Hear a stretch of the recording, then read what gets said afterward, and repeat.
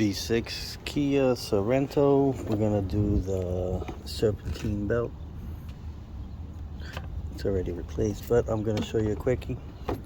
Screws, that pops out. And you take this out, 2 screws, one here, one on the other side. Take off this hose. This is the overflow. Boom, nice and easy.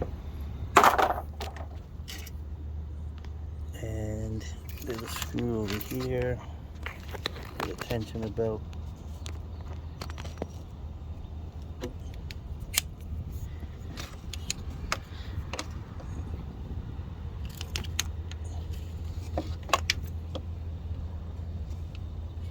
Too bright. Right under the, basically right there.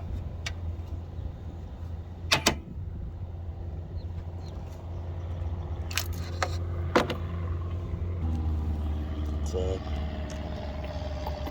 is it? Focus.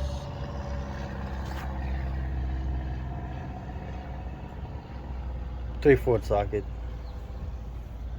Pop it in there. Make sure you have a big breaker bar and pull to the left. Make sure you have a diagram of this. It's fairly simple. 15-minute job.